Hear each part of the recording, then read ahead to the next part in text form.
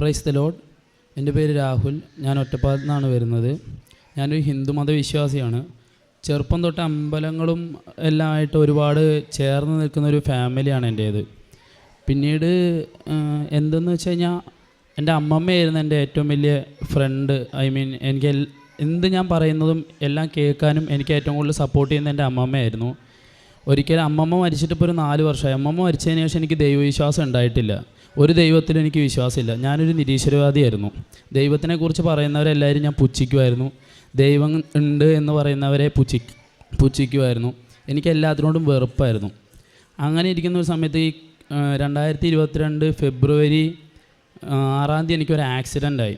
Accident ആയതിനു ശേഷം എനിക്കൊന്നും പറ്റിയില്ല. വണ്ടി ശരിക്ക് ബാക്കിൽ ഓവർലോഡായിരുന്നു. അതുകൊണ്ട് ചുരുങ്ങിപ്പോയി വണ്ടി. കൂടെ ഉണ്ടായിരുന്ന എൻ്റെ ഫ്രണ്ടിന് അത്യാവശ്യം വയ്യാതായി ഹോസ്പിറ്റലിൽ അഡ്മിറ്റൊക്കെ ആയി. എനിക്ക് കുഴപ്പമൊന്നും പറ്റിയില്ല. പക്ഷേ എന്നിട്ടും ഞാൻ ദൈവത്തിന് നന്ദി പറയുകയെ അങ്ങനെയൊന്നും ചെയ്തിട്ടുണ്ടായിരുന്നില്ല.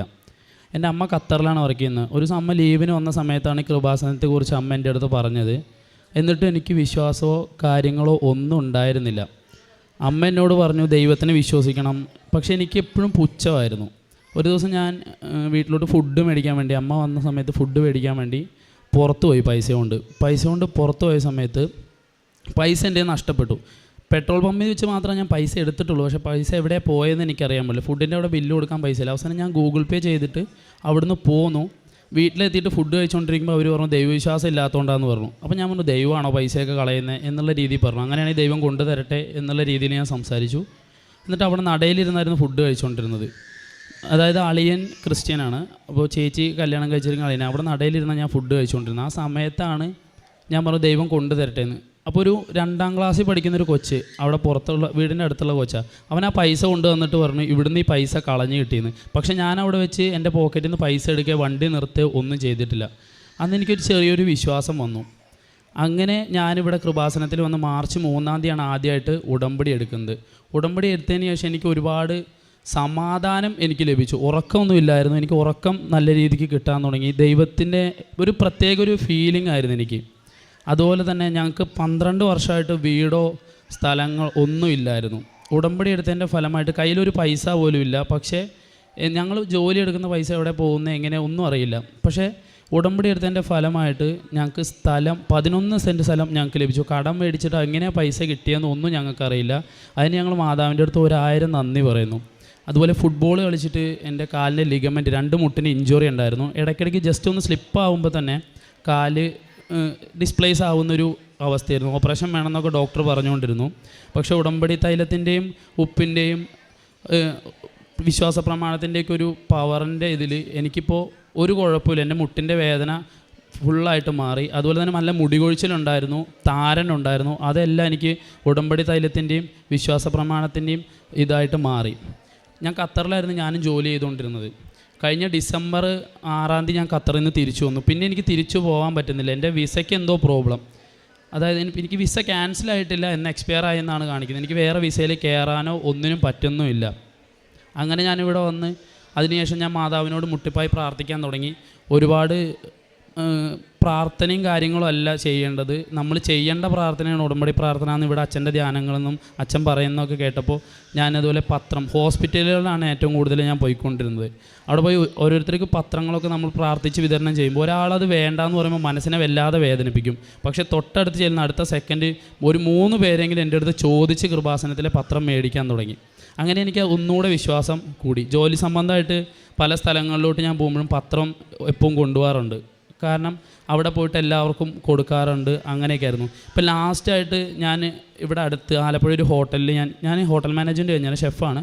ഇവിടെ ഹോട്ടലിൽ ഞാൻ കയറിയായിരുന്നു, ജോലിക്ക് കയറിയായിരുന്നു. ജോലിക്ക് കയറുന്നതിൻ്റെ തലേ ദിവസം ഞാൻ പൂങ്കാവ് പള്ളിയിൽ പോയിട്ട് ജസ്റ്റ് ഒന്ന് പ്രാർത്ഥിക്കാമെന്ന് വിചാരിച്ച് ജസ്റ്റ് ഒന്ന് പോയായിരുന്നു. അപ്പോൾ അവിടെ പത്രം ഇരിക്കുന്നു ഒരു ടേബിളിൽ. അത് കണ്ടപ്പോൾ എനിക്ക് അവിടെ അങ്ങനെ വെച്ചിട്ട് പോകാൻ തോന്നിയില്ല. ഒരു അത്യാവശ്യം കുറച്ചുണ്ടായിരുന്നതില്ല. അപ്പോൾ ഞാൻ നേരെ അതെടുത്ത് ചെട്ടിയാട് ഹോസ്പിറ്റലിൽ കൊണ്ട് എല്ലാവർക്കും വിതരണമൊക്കെ ചെയ്ത് ഞാൻ അവിടുന്ന് തിരിച്ച് വന്ന് വീട്ടിൽ വന്ന് പിന്നെ ഞാൻ എൻ്റെ ജോലിയുടെ കാര്യത്തിന് വേണ്ടി ഒരുപാട് പ്രാർത്ഥിക്കുമായിരുന്നു. കഴിഞ്ഞ ഒരു ധ്യാനത്തിൽ ഇവിടെ ജോസഫ് അച്ഛൻ പറഞ്ഞായിരുന്നു നമ്മൾ നമ്മുടെ ആവശ്യങ്ങൾക്ക് വേണ്ടി പ്രാർത്ഥിക്കാതെ നമ്മളുടെ നിത്യതയ്ക്ക് വേണ്ടി പ്രാർത്ഥിക്കാൻ വേണ്ടി പറഞ്ഞായിരുന്നു. അപ്പോൾ അതിനുശേഷം ഞാൻ ദൈവം എന്നെ രക്ഷിക്കണേ എന്ന് അങ്ങനെയൊന്നും പ്രാർത്ഥിക്കാറില്ല. ഈശോയ്ക്കും അമ്മയ്ക്കും എപ്പോൾ ഇഷ്ടപ്പെടുന്നു അപ്പം എൻ്റെ കാര്യങ്ങൾ നടക്കണമെന്ന് പറഞ്ഞു. പെട്ടെന്ന് തന്നെ എനിക്ക് വിസ എങ്ങനെ അടിച്ചതെന്നോ വിസ എപ്പോഴാണ് അടിച്ചതെന്നോ ഒന്നും അറിയില്ലായിരുന്നു. വിസ വന്നു, ഇപ്പോൾ ഇത് ടിക്കറ്റ് വന്നു, എല്ലാം ഓക്കെ. ഈ മാസം 9-ാം തീയതി ഞാനിവിടുന്ന് ഖത്തറിലോട്ട് പോവുകയാണ് ജോലിയായിട്ട്. ഈ ജോലിയുടെ ഈ കാര്യം എൻ്റെ കൂട്ടുകാർക്കോ എൻ്റെ വീട്ടുകാർക്കോ ആർക്കും തന്നെ അറിയില്ല.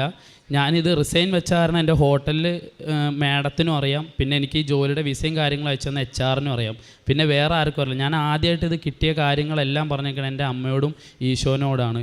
ഇനി ഇത് കഴിഞ്ഞിട്ട് ഇവിടെ സാക്ഷി പറഞ്ഞതിന് ശേഷമാണ് ഞാനിത് എല്ലാവരുടെ അടുത്തും പറയുള്ളൂ, അല്ലെങ്കിൽ എൻ്റെ സാക്ഷ്യം കണ്ടിട്ടാണ് ഇത് എല്ലാവരും അറിയാൻ പാടുള്ളൂ എന്നുള്ളൊരു വാശി എനിക്കുണ്ടായിരുന്നു. ഞാൻ അതിനുവേണ്ടി മാതാവിനോട് കരഞ്ഞു പ്രാർത്ഥിക്കുമായിരുന്നു. അതിൻ്റെ എല്ലാ അനുഗ്രഹങ്ങളും കൃപകളും എനിക്കിപ്പോൾ മാതാവ് തരുന്നുണ്ട്. അതുപോലെ തന്നെ ഉറക്കമില്ലായ്മ ഭയങ്കര ഒരു പ്രശ്നമായിരുന്നു. ഉടമ്പടി എടുത്തതിന് ശേഷം ഇന്ന് വരെ എനിക്ക് ഒരുപാട് ടെൻഷനോ ഉറക്കമില്ലായ്മയോ സങ്കടങ്ങളോ കാര്യങ്ങളോ ഒന്നും ഉണ്ടായിട്ടില്ല. എന്നും നെഞ്ച് പൊട്ടിയാണ് ഞാനിവിടെ മാതാവിനെ കാണാൻ വരാറുള്ളത്. പക്ഷെ എന്നും വരുമ്പോൾ എനിക്കിവിടെ എത്തിക്കഴിഞ്ഞാൽ ഭയങ്കര സന്തോഷമാണ്. എന്താ കാര്യം എന്ന് എനിക്കറിയാൻ പാടില്ല. അതുപോലെ തന്നെ പക്ഷെ ഇന്ന് ഞാൻ വന്ന് വളരെ സന്തോഷമായിട്ടാണ്. കാരണം ഞാൻ പോലും പ്രതീക്ഷിക്കാതെ എനിക്ക് പെട്ടെന്ന് തന്നെ ഒരു മാസം പോലും എടുത്തില്ല, അത്രയും പെട്ടെന്ന് എനിക്ക് എല്ലാ കാര്യങ്ങളും എൻ്റെ അമ്മ മാതാവ് എനിക്ക് നേടിത്തന്നു. അതുകൊണ്ട് എൻ്റെ അമ്മയ്ക്കും ഈശോയ്ക്കും 1000 നന്ദി. എനിക്കും എൻ്റെ കുടുംബത്തിനും എന്നെ ഇവിടുത്തെ സാക്ഷിയായി ഉയർത്തണമേ എന്ന് പ്രാർത്ഥിക്കാറുണ്ട്. എന്നെ ഇവിടുത്തെ സാക്ഷിയായി സ്ഥിരം സാക്ഷിയായി എന്നെ എൻ്റെ കുടുംബത്തെ ഉയർത്തണമെന്ന് ഞാൻ പ്രാർത്ഥിക്കാറുണ്ട്. അങ്ങനെ ഉയർത്തിയതിന് എനിക്ക് ഈശോയ്ക്കും അമ്മയ്ക്കും ഞാൻ 1000 നന്ദി അർപ്പിക്കുന്നു. നമുക്ക് നന്നായി കരമടിച്ച് ദൈവത്തെ മഹത്വപ്പെടുത്താം. പരിശുദ്ധ അമ്മ ഈശോയും ഈ മകൻ്റെ ജീവിതത്തിൽ ആദ്യം ഒരു ദൈവവിശ്വാസിയാണ്, ഹിന്ദു വിശ്വാസത്തിലുള്ള ആളായിരുന്നു. പക്ഷേ അതിനുശേഷം അമ്മാമ്മ മരിച്ചതിന് ശേഷം ദൈവവിശ്വാസം നഷ്ടപ്പെട്ടു. നിരാശയിലേക്കും അതുപോലെ നിരീശ്വരവാദത്തിലേക്കും കടന്നു ചെന്നു. അതുകൊണ്ട് തന്നെ ആരോടൊക്കെ ദൈവമുണ്ടെന്ന് ആരൊക്കെ പറഞ്ഞിരുന്നു അവരോടൊക്കെ പുച്ഛിച്ചുകൊണ്ടും ദൈവമില്ലെന്ന് പറഞ്ഞ് നടന്നിരുന്ന മനുഷ്യനെ പരിശുദ്ധ അമ്മ ഈശോയും ഈ ഉടമ്പടി ബന്ധത്തിലൂടെ അതിനൊരു ചെറിയ അടയാളം അമ്മ തന്നെ ഒരുക്കിയത്. ദൈവത്തോട് തന്നെ ചോദിച്ചിരുന്നു, ദൈവമാണോ കാശ് നഷ്ടപ്പെട്ടു പോയപ്പോൾ ദൈവമാണോ കാശ് തരുന്നത്? അങ്ങനെ ദൈവം ഉണ്ടെങ്കിൽ എനിക്ക് കാശ് കൊണ്ട് തരട്ടെ എന്ന് ദൈവത്തിന് മുമ്പിൽ മുഖത്തോക്കി പറഞ്ഞുകൊണ്ടിരിക്കുന്ന സമയത്താണ് 2-ാം ക്ലാസ് പഠിക്കുന്നൊരു കുഞ്ഞുകുട്ടി അവൻ വന്ന് ഈ നഷ്ടപ്പെട്ട പൈസ കൊണ്ട് കൊടുത്തിട്ട് പറയുന്നത്. അവിടുന്ന് തുടങ്ങിയതാണ് പിന്നീടുള്ള യാത്ര. അത് അമ്മ കുവൈറ്റിലെ ജോലി ചെയ്യുന്ന അമ്മ പുറത്ത് ജോലി ചെയ്യുന്നു. അവിടെ ആയിരിക്കുമ്പോൾ അമ്മയ്ക്ക് ഇവിടുത്തെ ഈ കൃപാസനത്തെക്കുറിച്ച് അറിയാമായിരുന്നു. അമ്മ പറഞ്ഞു കൊടുത്തു കൃപാസനത്തിൽ പോകണമെന്ന്. പിന്നീട് മനസ്സിലായി, ഇവിടെ വന്നപ്പോഴാണ് ഉടമ്പടി എടുത്തതിന് ശേഷമാണ് മനസ്സിലായത് എത്രമാത്രം ദൈവം നമ്മളെ കരുതുന്നുണ്ട്, സ്നേഹിക്കുന്നുണ്ട്. പരിശുദ്ധ അമ്മ എങ്ങനെയാണ് ഈ ഓരോ വ്യക്തികളെ നടത്തുന്നതെന്ന്. അപ്പോൾ ഉടമ്പടി ബന്ധത്തിൽ അത് വെറുതെ ഒരു പ്രാർത്ഥനയായിട്ട് കാണാതെ അതൊരു സീരിയസ് ആയിട്ടുള്ളൊരു പ്രാർത്ഥനയായിട്ട് ഉടമ്പടി ബന്ധം ദൈവവുമായിട്ടുള്ള ബന്ധം